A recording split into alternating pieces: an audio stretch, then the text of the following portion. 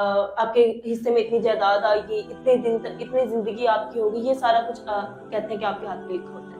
کیا یہ سچ ہے؟ اور اسلام میں اس کو کیسے دیکھا گیا کہ واقعی ہمارے ہاتھ کی لکیروں میں ہماری زندگی ساری لکھی ہوتی ہے؟ بجائے اس کے کہ مشرکین مسلمانوں کو فالو کرتے ہیں، ہماری بدقسمتی یہ کہ مسلمانوں نے مشرکین کو فالو کرنا شروع کر دیا۔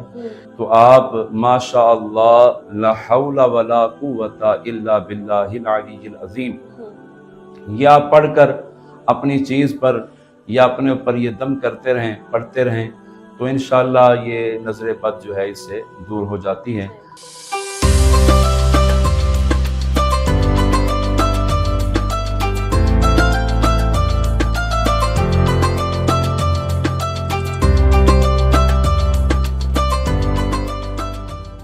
بسم اللہ الرحمن الرحیم۔ شروع اللہ کے ببرکت نام سے جو بڑا مہربان نہایت رحم کرنے والا ہے۔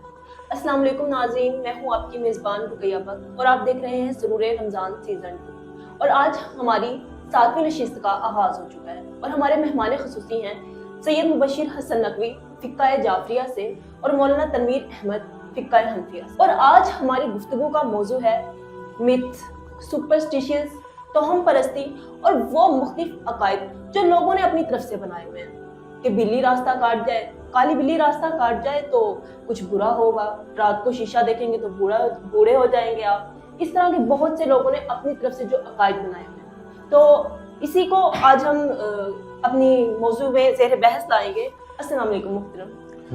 وعلیکم السلام۔ سر ہمیں یہ بتائیے گا کہ جیسے کہ کہا جاتا ہے کہ بلی راستہ کاٹ جائے تو آپ کا جو ہے آپ کے ساتھ کچھ برا ہوگا، اس طرح کی بہت سی توہم پرستیاں جیسے کہ آپ کو پتہ ہے ہمارے معاشرے میں بہت عام ہو چکی ہیں، تو اس حوالے سے آپ کا کیا کہنا ہے؟ الحمدللہ والصلاة والسلام علی رسول اللہ۔ سب سے پہلے تو آپ کا اور آپ کی تمام ٹیم کا بہت مشکور ہوں کہ رمضان کی اس پرعظیم پروقار ٹرانسمیشن میں آپ نے ہمیں مدعو کیا ہے۔ جہاں تک آپ کے سوال کا تعلق ہے، اسلام توہمات کو ختم کرنے کے لیے آیا ہے اور اسلام میں ان چیزوں کی کوئی گنجائش نہیں ہے کہ بلی راستہ کاٹ جائے یا نیا مکان جب بنایا جائے تو اس کے اوپر کوئی ہانڈی جو ہے وہ الٹی رکھ دی جائے، یا اگر نئی گاڑی لی ہے تو اس کے ساتھ دیکھا گیا ہے کہ جوتی بھانگ دی جاتی ہے۔ تو یہ جو سب ہیں یہ غلط العام ہے کہ عوام میں یہ مشہور ہیں یہ باتیں کہ اس سے یعنی کہ وہ نظر نہیں لگتی، نقصان نہیں ہوتا، تو ایسا کچھ نہیں ہے۔ نظر بد جو ہے وہ حق ہے، اس میں کوئی شک نہیں ہے کہ نظر بد لگ جاتی ہے۔ اس کا قرآن حکیم میں ذکر بھی ہے کہ حضرت یوسف علیہ السلام جب مصر کے بادشاہ بنے تو آپ کے بھائی جب آپ کے پاس غلہ لینے کے لیے کٹھے جب چلے کنعان سے مصر کی طرف، تو حضرت یعقوب علیہ السلام نے ان سب اپنے بیٹوں کو یہ جاتے ہوئے نصیحت کی کہ جب تم بادشاہ کے محل میں داخل ہونا تو سارے ایک دروازے سے کٹھے داخل نہ ہو جانا، بلکہ علیحدہ علیحدہ سے جانا، کہیں تمہیں نظر بد نہ لگ جائے۔ تو یہ نظر بد کا کنسپٹ ہے اور حدیث پاک میں بھی اس کا ذکر ہے کہ نظر بد لگ جاتی ہے، لیکن ان طریقوں سے نظر بد دور نہیں ہوتی کہ جوتی لٹکا دینے سے یا ہانڈی الٹی کر دینے سے یا یعنی کہ اس طرح کے جو اور معاملات ہیں اس طرح کرنے سے یعنی کہ نظر بد کا اس سے کوئی تعلق نہیں ہے۔ بلکہ اگر نظر بد کا ایک وظیفہ بھی میں چلتے چلتے بتا دیتا ہوں، اگر آپ کے پاس اللہ تبارک و تعالیٰ نے کوئی نعمت دی ہے، کوئی آپ کو اللہ تبارک و تعالیٰ نے نعمت سے نوازا ہے، تو آپ ماشاء اللہ لا حول ولا قوت الا باللہ العلی العظیم یہ آپ پڑھ کر اپنی چیز پر یا اپنے اوپر یہ دم کرتے رہیں، پڑھتے رہیں، تو انشاءاللہ یہ نظر بد جو ہے اس سے دور ہو جاتی ہے۔ باقی یہ جو بلی کا راستہ کاٹنا اور یہ رات کو آئینہ دیکھنا اور شام کے وقت یعنی کہ وہ بعض ہمارے ہاں موجود ہوتا ہے کہ شام کے وقت جھاڑو نہیں دینا چاہیے، تو ایسی یہ توہمات کا اسلام میں کوئی ذکر نہیں ہے اور ان کا اسلام سے کوئی تعلق نہیں ہے۔ سر جیسے کہ لوگ کہتے ہیں کہ بھئی اگر آپ کوئی بیٹھا ہے آپ اس کے اوپر سے گزر گئے، جیسے کوئی بچہ بیٹھا ہے اس کے اوپر سے گزر گئے تو اس کی قد رک جائے گی، दीवार पर कोई कौवा बैठा है तो मेहमान आएगा, अगर शीशे का गिलास टूट गया तो कुछ बुरा होगा। तो फिक्र जाफिया में इसकी क्या गुंजाइश है, कैसे देखा गया है इसको?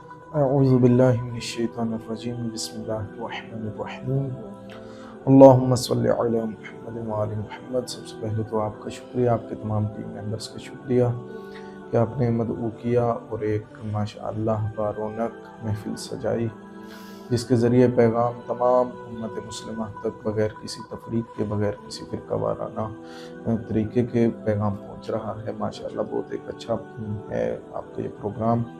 खुदावंद आलम मज़ीद कामयाबियाँ नसीब फरमाए।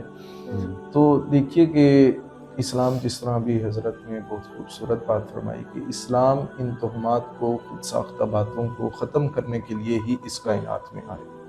अगर हम इस्लाम से कुछ पहले का मंज़र देखें तो लोगों के यहाँ क्या था कि लोग देखते थे कि अगर हमारे यहाँ बेटी पैदा हो गई तो ये हमारे लिए वो खुदा न खास्ता वो नहूसत की अलामत समझते थे, तो फ़ौरन वो ज़िंदा बेटी को गड्ढे में डाल देना, ज़िंदा बेटी को दफन कर देना।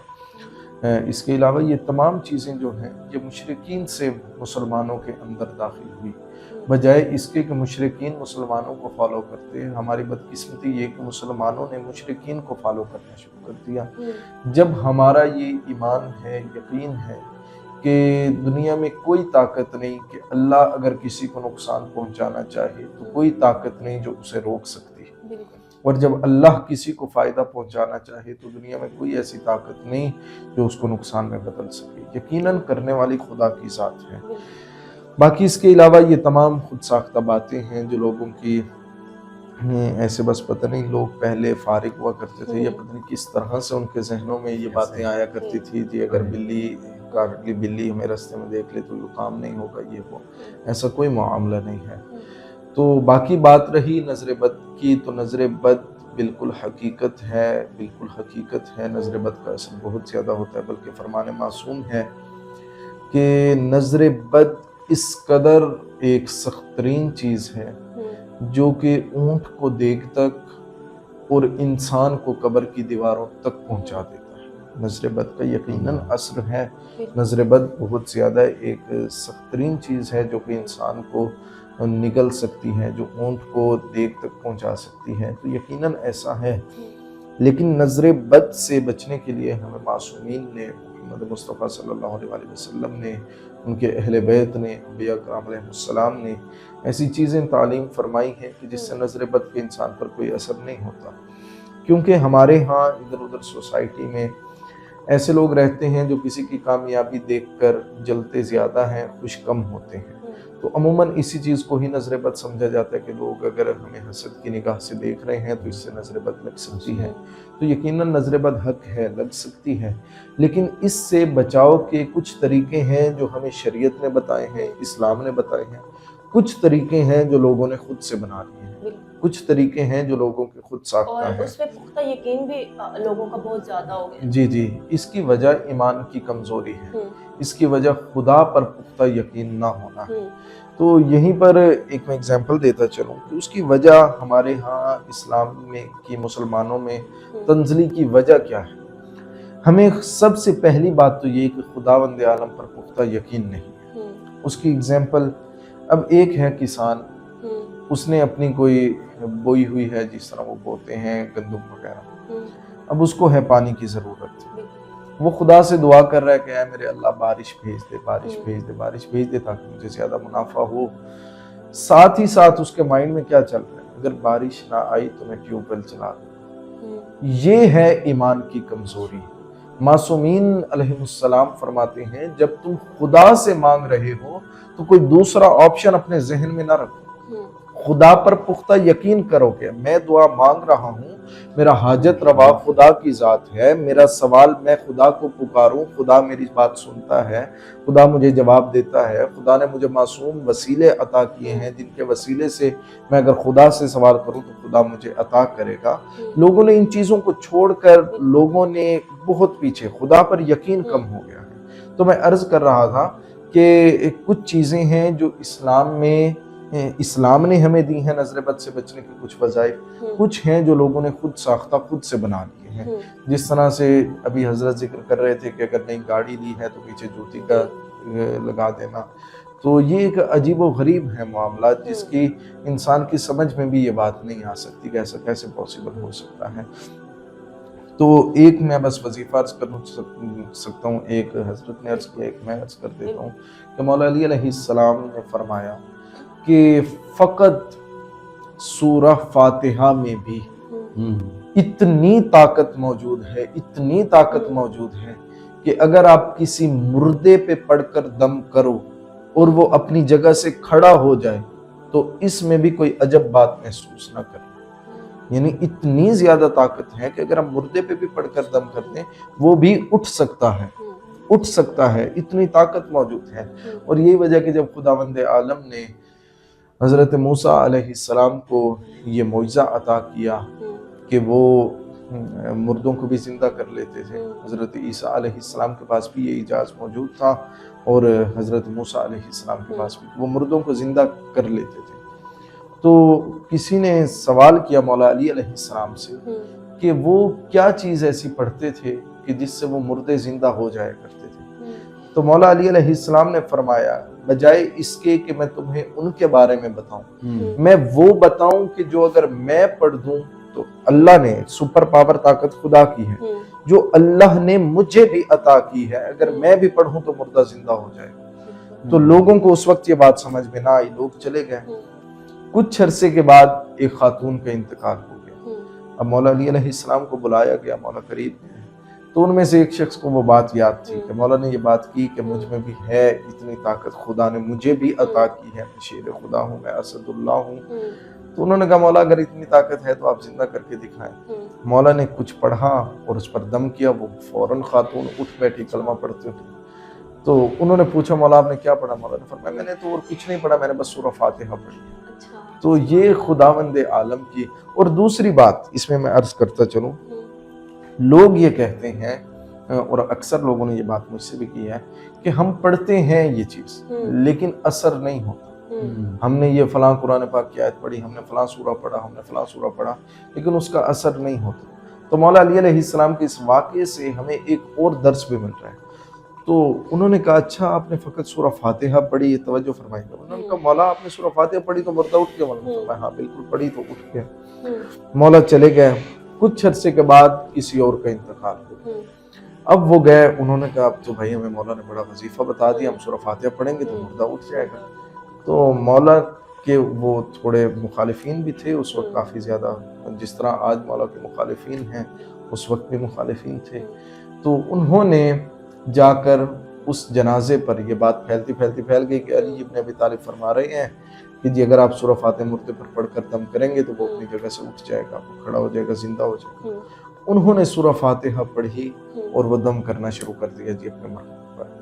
وہ تو کوئی نہ ہلا بھی نہ اٹھنا، کیا اس نے تو ہلا ہی نہیں۔ پھر بلایا گیا مولا علی کو اور یہاں تک ان لوگوں نے کہہ دیا کہ نعوذ باللہ من ذالک، آپ نے جھوٹ بولا ہم سے، آپ تو کہہ رہے تھے کہ سورہ فاتحہ پڑھنے سے مردہ اٹھ جاتا ہے۔ مولا نے فرمایا میں نے جھوٹ نہیں بولا۔ مولا نے پھر سے بسم اللہ پڑھی، سورہ فاتحہ کی وَلَضَّالِّينَ تک پہنچے کہ مردہ پھر سے کھڑا ہو گیا۔ انہوں نے کہا ہمیں یہ بات سمجھ نہیں آ رہی، یہ کیا ہے؟ مولا نے فرمایا اس میں دو پہلو ہیں، ایک تو انسان کا ظرف اتنا پاک ہونا چاہیے جس قدر یہ کلام پاک ہے۔ کلام کا اثر تب ہوگا جب اسے پڑھنے والا ظرف اس قدر پاک ہوگا۔ اور دوسری بات یہ کہ تم آزما رہے تھے، تمہیں خدا پر اتنا یقین نہیں تھا، تم خدا کی طاقت کو اس قابل نہیں سمجھ رہے تھے کہ اگر میں پڑھوں گا تو خدا اسے لازماً زندہ کرے گا۔ تو ہمارے معاشرے میں اسلام میں لوگوں کی تنزلی کی وجہ یہ ہے کہ ہمیں نہ خدا پر یقین رہا ہے، نہ ہی ہمارے ظروف اس قابل رہے ہیں کہ اگر ہم قرآن کریم پڑھیں تو اس کا کوئی اتنا خاص اثر ہو۔ بہرحال خداوند عالم ہمیں بس اس قابل بنائے، ہمیں یہ سعادت نصیب۔ بالکل آپ نے ٹھیک کہا، یہی وجہ ہے کہ آج ہم تنزلی کا شکار ہیں۔ ایک اور ہمارے ہاں جو چیز ہے نا وہ بڑی پائی جاتی ہے کہ ٹوٹے ہوئے پیالے میں پانی پینا نا مکروہ ہے۔ تو اسلام یا شریعت میں اس کو کیسے دیکھا گیا ہے؟ جی بالکل ایسا ہی ہے، احادیث پاک میں اس کا ذکر ہے۔ نبی پاک علیہ الصلوۃ والسلام نے ٹوٹے ہوئے برتن میں کھانے پینے سے منع فرمایا، اور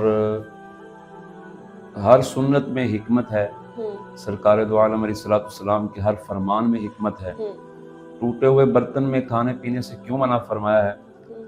تو آج کی یہ جدید ٹیکنالوجی اور سائنس بھی یہ ریسرچ کر چکی ہے کہ ٹوٹا ہوا جو برتن ہوتا ہے اس میں جس جگہ پر دراڑ آئی ہوئی ہو وہاں پر جراثیم جمع ہو جاتے ہیں، جو پھر اس میں کھانا پینا اگر کیا جائے، کھایا جائے یا پیا جائے تو وہ جراثیم پھر کھانے پینے میں شامل ہو جاتے ہیں جو انسان کی صحت کے لیے مضر ہیں۔ تو لہٰذا اسلام نے جو طریقہ بتایا ہے ہمارے لیے فائدہ ہی ہے، ٹوٹے ہوئے برتنوں میں کھانے پینے سے یعنی کہ منع کیا ہے، اور اس میں ہمارے لیے بہتری ہے کیونکہ اسلام جو ہے اور حضور علیہ السلام کا جو طریقہ کار ہے وہ الحمدللہ ایک فطری عمل ہے۔ اسلام ایک فطری مذہب ہے جو ہر طرح کے یعنی کہ طبقے کو، ہر طرح کے معاشرے میں اور ہر طرح سے لوگوں کی بھلائی چاہتا ہے، کہ چاہے وہ معاشرتی نظام ہو، چاہے وہ معاملات ہوں زندگی کے، تو اس میں اسلام بہتری ہی چاہتا ہے، اس لیے حضور علیہ السلام نے منع فرمایا۔ سر آپ بتائیے گا۔ بسم اللہ الرحمن الرحیم، بالکل بجا فرمایا حضرت نے کہ مکروہ ہے، ہمارے ہاں بھی فقہ جعفریہ میں بھی ٹوٹے ہوئے برتن میں پانی پینا، ٹوٹے ہوئے برتن میں کھانا کھانا، یہ چیزیں مکروہات میں شامل ہو جاتی ہیں۔ اور ایک حکمت پوشیدہ رسول خدا صلی اللہ علیہ وسلم کے زمانے میں رسول خدا نے جب یہ حدیث فرمائی، کیونکہ مکروہ ہے، حرام نہیں ہے، تو رسول خدا کا ایک صحابی انہوں نے ٹوٹے ہوئے برتن جو تھا انہوں نے اس میں سے پانی پینے لگے تو ان کا ہونٹ زخمی ہو گیا۔ رسول خدا نے فرمایا کہ یہی وجہ تھی کہ میں نے یہ فرمایا کہ مکروہ ہے۔ اور دوسری بات، جس طرح ابھی حضرت نے فرمایا کہ جو بھی رسول خدا بات کرتے ہیں، جو بھی یہ فرمان معصوم کا ایک امتیاز سمجھیں، جو بھی معصومین ہیں، چہارہ معصومین علیہ السلام، انبیاء کرام علیہ السلام، ان کی باتوں میں ایک حکمت پوشیدہ ہوتی ہے۔ یہ فقط اور فقط اس وقت کو نہیں دیکھ رہے ہوتے، یہ ان کے سامنے پوری کائنات کا ایک نظام ہوتا ہے، یہ اس کے تحت بات کر رہے ہوتے ہیں۔ تو رسول خدا نے اس کے ساتھ ہی ایک دوسری حدیث بیان فرما دی، یہ اسی موقع کی حدیث ہے۔ رسول خدا صلی اللہ علیہ وسلم نے فرمایا کہ پانی فقط ٹوٹے ہوئے برتن میں پینا مکروہ نہیں، بلکہ اندھیرے میں بیٹھ کر پانی پینا بھی مکروہ ہے، پانی دیکھ کر پینا چاہیے۔ رسول خدا نے فوراً یہ حدیث بیان فرمائی۔ رات کو صحابہ گھر گئے، کیونکہ اس وقت اتنے زیادہ کوئی یہ الیکٹریسٹی وغیرہ تو تھی نہیں، وہ تھا چراغ جلانے کا زمانہ جس میں موم بتی وغیرہ جلایا کرتے تھے۔ تو صحابی گھر گیا، رات میں اسے پیاس لگی، اس نے جب پانی پینے کے لیے برتن اٹھایا، اس نے پانی بھرا، پینے لگا تو اسے حدیث یاد آ گئی۔ اس نے کہا رسول خدا نے فرمایا کہ پانی دیکھ کر پینا چاہیے، اندھیرے میں نہیں پینا چاہیے۔ اس نے فوراً چراغ جلایا تو اس نے دیکھا کہ کوئی حشرات میں سے کوئی اس کے اندر موجود ہے، کیڑا مکوڑا موجود ہے، پانی میں موجود ہے۔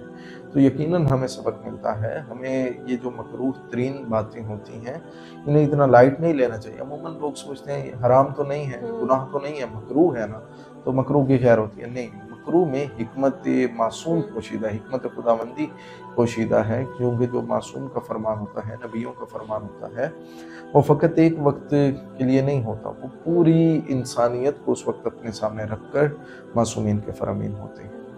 اچھا، ایک اور چیز جو نا ہمارے لوگ آج کل بہت زیادہ عام اس چیز کو کر رہے ہیں، ہاتھوں کی لکیریں دیکھنا، کہ بھائی ہاتھ کی لکیروں پر آپ کا فیوچر لکھا ہوتا ہے۔ پھر لوگ مطلب اتنے آج کل ہمارے پاگل ہو چکے ہیں کہ اپنا ہاتھ دکھا کر اپنا فیوچر جاننے کی کوشش کرتے ہیں کہ بھئی شادی کس کے ساتھ ہوگی، تو اگر یہاں پر آپ کا کچھ لکھا ہوا ہے وہ الفابیٹ وغیرہ، ٹھیک ہے، تو اس نام کا فرسٹ ورڈ جو ہوتا ہے تو اس کے ساتھ آپ کی شادی ہوگی، آپ کے حصے میں اتنی جائیداد آئے گی، اتنے دن تک اتنی زندگی آپ کی ہوگی، یہ سارا کچھ کہتے ہیں کہ آپ کے ہاتھ پہ لکھا ہوتا ہے۔ کیا یہ سچ ہے؟ اور اسلام میں اس کو کیسے دیکھا گیا کہ واقعی ہمارے ہاتھ کی لکیروں میں ہماری زندگی ساری لکھی ہوتی ہے؟ اور دوسرا، اگر جن کے ہاتھ نہیں ہوتے پھر ان کا فیوچر کہاں لکھا ہوتا ہے؟ حضرت آپ جواب دیجیے۔ اس کے بارے میں عرض یہ ہے کہ ہاتھوں کی جو لکیریں ہیں اس کو پامسٹری کہا جاتا ہے، اور اسی طرح علم نجوم ہے، ستاروں کا علم، تو یہ علوم تو ہیں دنیا میں،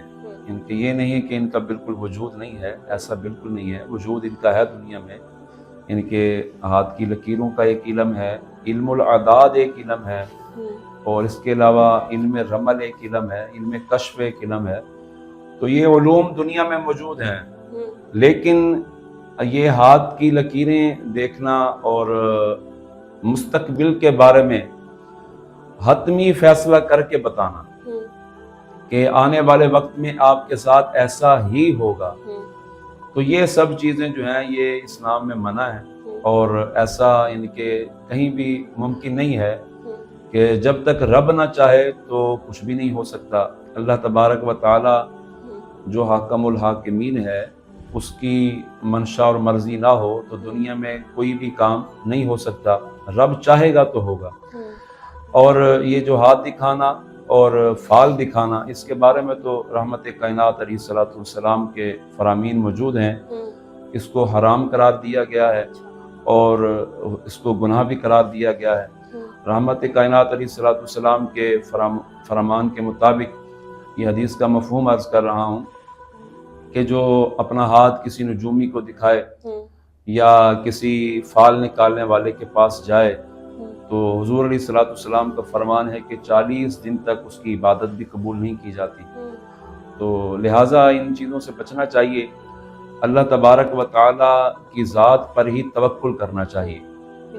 और यहाँ पर एक बड़ा अजीम फरमान है मौला कायनात बाब मदीनतुल इल्म अलीउल मुर्तज़ा शेर खुदा करमल्लाहु ताला वजहुल करीम का बड़ा खूबसूरत फरमान है।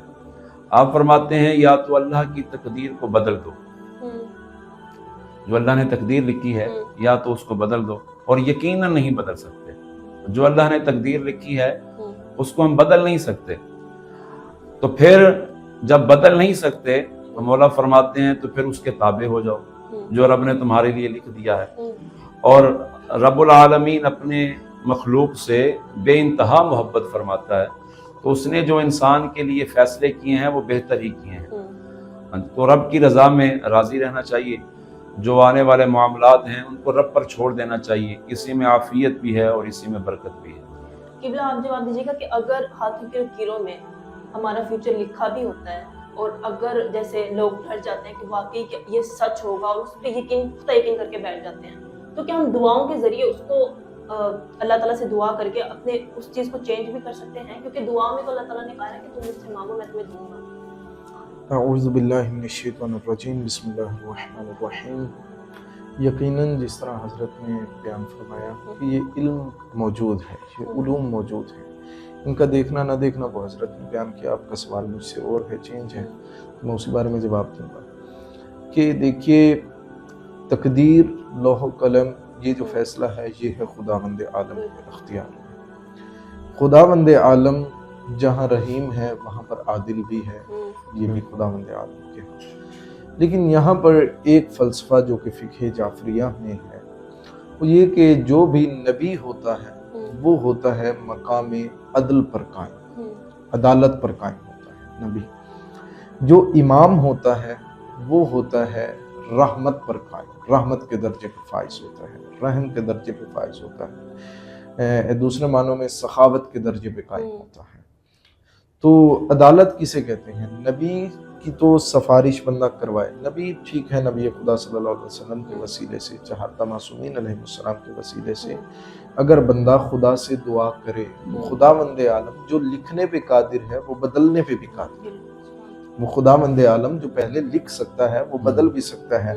ये जिस तरह से मिसाल दी जाती है कि बरोज़ महशर खुदावंद आलम बोसीदा हड्डियों से इंसानों को दोबारा कैसे खल्क करेगा, तो इसी पर फरमान है कि जो खुदा एक दफ़ा तुम्हारा जब वजूद ही ना था, वो खुदा अगर तुम्हें खल्क कर सकता है, इन हड्डियों को वजूद अदा कर सकता है, तो फिर बोसीदा हड्डियों से क्यों नहीं वजूद अदा कर सकता? बिल्कुल यही मामला कि जो खुदा पहले एक तकदीर लिख सकता है वो खुदावंद आलम उस तकदीर को तब्दील भी कर सकता है, बदल भी सकता है। लेकिन ये समझ लेना कि ये तकदीर बदलना किसी पीर फकीर के अख्तियार में है, ऐसा नहीं। ये इंसान की तकदीर बदलना ये इख्तियार फ़कत और फ़कत खुदावंद आलम के ज़ात अक़दस के पास है। बाकी ये इस तकदीर को बदलवाया कैसे जा सकता है? मासूमीन अलैहिमुस्सलाम के पाक वसीले के ज़रिए, मासूमीन अलैहिमुस्सलाम के पाक वसीला खुदा के हुजूर पेश किया जाए कि ऐ मेरे अल्लाह, तुझे इन पाक हस्तियों का वास्ता, बल्कि मुझे यहाँ पर जुमला कहने दे, उन मासूमीन का वसीला दिया जाए जिनके वसीलों की वजह से अल्लाह ने आदम अलैहिस्सलाम की भी तौबा कबूल की थी। قرآن حکیم میں یہ واقعہ موجود ہے کہ خداوند عالم نے حضرت آدم علیہ السلام کی توبہ چند اسماء کی بدولت جلد قبول کر لی، چند اسماء کی بدولت۔ تو وہ اسماء کون تھے؟ یہ اسماء اہل بیت کرام علیہ السلام تھے، محمد و اہل بیت محمد تھے۔ اگر ہم انہی کی پاک وسیلے خدا کے حضور پیش کریں اور انہی کے وسیلوں کی وجہ سے خداوند عالم سے بارگاہ میں التجا کریں تو وہ خداوند عالم قادر ہے۔ ان اللہ علی کل شیء قدیر، بے شک خدا ہر چیز پہ قادر ہے۔ خدا تقدیر بدل سکتا ہے، لیکن بدلنا نہ بدلنا یہ اختیار خداوند عالم کے پاس ہے۔ مطلب ہم دعا سے اللہ تعالیٰ سے کچھ بھی منوا سکتے ہیں۔ جی سر اب تھوڑا سا ایکسپلین کر دیں کہ جو مسکنسیپشنز لوگ کریٹ کرتے ہیں، غلط فہمیاں پیدا کرتے ہیں، اس کی دین میں کیا سزا ہے؟ قبلہ پہلے آپ تھوڑا سا بتا دیجیے اس بارے میں۔ میں نے پہلے عرض کیا ہے کہ جو اپنی طرف سے ان کی باتیں بنا کر اور خود ساختہ جو سلسلہ بنا لیا جائے کہ اب میں نے یہ ہاتھ دکھایا ہے تو اس میں مجھے یہ بتانے والے نے یہ بتا دیا کہ اب یہ تمہارے اوپر یہ فلاں مصیبت آنے والی ہے تو بندہ اس سے ڈر جائے تو یوں ہو جائے، ایسا کچھ نہیں ہے۔ ابھی حضرت نے بھی بڑا خوبصورت اس کو ایکسپلین کیا ہے، بتایا ہے۔ اور قرآن حکیم 13واں پارہ ہے، سورہ رعد کی آیت مقدسہ ہے، یمحو اللہ ما یشاء ویثبت عندہ ام الکتاب، کہ جو اللہ چاہتا ہے لکھ دیتا ہے، جو اللہ چاہتا ہے مٹا دیتا ہے۔ اللہ جو چاہتا ہے لکھتا ہے، جو چاہتا ہے مٹا دیتا ہے، اور اللہ کے پاس ہی سب کچھ لکھا ہوا ہے۔ اور یہ جو لکھنا اور یہ مٹانا جو ہے، یہ رب تعالیٰ کیوں لکھتا ہے اور کیوں مٹاتا ہے؟ تو دنیا میں دو ہی وجوہات ہیں مٹانے کی، یا تو خط خوبصورت نہ ہو یا لکھائی میں کچھ غلطی ہو تو پھر مٹایا جاتا ہے۔ تو اللہ تبارک و تعالیٰ کا خط بھی ہے، وہ خوبصورت ہے اور اعلیٰ ہے، اور اس میں غلطی کا امکان ہی نہیں ہے۔ مٹانا پھر کیا ہے؟ مٹانا یہی ہے کہ جب کوئی اللہ کا بندہ ہاتھ اٹھا دے اور کہے مالک اس کی تقدیر میں یہ لکھا ہے، تو اللہ فرماتا ہے کہ میرے بندے نے مجھ سے سوال کیا ہے، فرشتوں اس کا پچھلا جو لکھا ہوا ہے وہ مٹا دو، اب نیا اس کی قسمت میں لکھ دو، جو اس یہ مانگ رہا ہے اس کو عطا کر دو۔ یہی لکھنا اور یہ مٹانا ہے۔ اور یہ مشہور بات ہے، حدیث پاک بھی ہے کہ دعا تقدیر کو بدل دیتی ہے۔ دعا مومن کا ہتھیار ہے۔ حضور فرماتے ہیں کہ دعا جو ہے وہ مومن کے لیے ہتھیار ہے۔ مومن جب دعا کے لیے ہاتھ اٹھاتا ہے تو اللہ تبارک و تعالیٰ اس کی دعا کو قبول کر کے اس کا جو پچھلا لکھا ہوا ہے وہ مٹا کر نیا اس کے لیے لکھ دیتا ہے، صرف اس کی دعا کے ذریعے۔ جی بالکل، ایک دعا کے۔ قبلہ آپ ذرا روشنی ڈالیے گا کہ جو مسکنسیپشنز لوگ پیدا کرتے ہیں، غلط فہمیاں، ان کی دین میں کیا سزا ہے دین اسلام؟ دیکھیے، جو کوئی بھی ایسا کرتا ہے، ایک عام انسان کی بھی اگر تہمت کی بات کی جائے، کسی ایک عام انسان پر بھی تہمت لگانا، وہ خانہ خدا میں اپنی سگی والدہ کے ساتھ 70 مرتبہ بدفعلی کرنے کے برابر گناہ ہے۔ تو اس قدر گناہ ہے، ایک مرتبہ اگر انسان کسی ایک عام سے انسان پر بھی تہمت لگائے تو ایسے لوگوں کو ڈرنا چاہیے، خوف خدا کرنا چاہیے۔ جس طرح کوئی انسان اس کائنات سے چلا جاتا ہے تو عموماً دعا کروائی جاتی ہے کہ اے میرے مالک، اس کی اولاد کو والدین کے لیے صدقہ جاریہ بنا، صدقہ جاریہ بنا، صدقہ جاریہ بنا۔ جس طرح سے عموماً لکھا ہوتا ہے کہ ایک اگر ہم کسی جگہ پر پانی کا ایک واٹر کولر لگوا دیں روڈ پر تو وہ صدقہ جاریہ ہو جاتا ہے، جب تک لوگ اس سے پانی پیتے رہیں گے، چاہے وہ انسان مر بھی گیا لیکن اس کے لیے کار خیر کار ثواب چلتا رہتا ہے۔ اسی طرح یہ ان لوگوں کے لیے گناہ جاریہ بن جاتا ہے۔ مولا علی علیہ السلام کا فرمان ہے، نہج البلاغہ میں موجود ہے، مولا کا فرمان ہے، بہت بدبخت ہے وہ انسان جو خود تو مر گیا لیکن اس کے گناہ زندہ رہے۔ تو اب جب ہم اس کی تفسیر، اس کی ڈیٹیل دیکھتے ہیں کہ آخر ایسا کیسے ہو سکتا ہے کہ انسان مر گیا لیکن اس کے گناہ زندہ رہے، تو مولا کا فرمان ہے کہ وہ ایسے گناہ ہیں، یہ اس کو ایکسپلینیشن میں مزید، کہ وہ ایسا گناہ ہے جس طرح یہ اب تہمت خود سے کسی پر تہمت لگا دینا کہ جی یہ ایسا ہے، ایسا ہے، ایسا ہے۔ تو اس چیز کے بارے میں جب انسان پھر تہمت لگائے اس خدا پر، حالانکہ انسان کے پاس اتنا علم نہیں، وہ نہیں جانتا، مکمل جو علم کی منبع ذات ہے وہ خداوند عالم کی ذات ہے۔ اگر معصومین انبیاء کرام علیہ السلام ان کے پاس بھی علم آیا، انہیں دینے والی کون سی ہے؟ خدا کی ذات نے انہیں عطا کیا۔ اگر خداوند عالم نے ان کو ذات کیا، یہ ان کی کوئی علم ان کا اپنا نہیں تھا، چاہے معصومین علیہ السلام ہے، خداوند عالم کی ذات عطا کرنے والی تھی، تو وہ خداوند عالم ذات مکمل علم ہے خدا کی ذات کے پاس۔ یہ انسانوں کے پاس، ہمارے پاس کیا ناقص علم موجود ہے؟ تو انسان ایسے کہہ دے نہیں جی تیری تقدیر میں یہ لکھا ہے، یہ لکھا ہے، یہ لکھا ہے، تو جب تک وہ انسان ایسا تقدیر میں نہ ہوا، خوف ہراس میں مبتلا رہے گا، اس انسان کے لیے مسلسل گناہ لکھا جا رہا ہے، اور ایسا گناہ لکھا جا رہا ہے جب تک وہ انسان خود معاف نہیں کرے گا تب تک خداوند عالم بھی اسے معاف نہیں کرے گا، کیونکہ یہ حقوق العباد میں آ جاتا ہے کہ جب تک وہ انسان جس کے ساتھ ناانصافی ہوئی، جب تک وہ خود نہیں معاف کرے گا تب تک خداوند عالم بھی معاف نہیں کر سکتا۔ تو بہت شکریہ آپ دونوں کا۔ جی ناظرین، یہ تھا ہمارا آج کا پروگرام۔ مجھے امید ہے ہمارے اس موضوع سے آپ کے بہت سے سوالات کا جواب آپ کو ملا ہوگا۔ تو مزید تو دیکھتے رہیے سرور رمضان سیزن 2 WM نیوز۔ تب تک کے لیے اللہ حافظ۔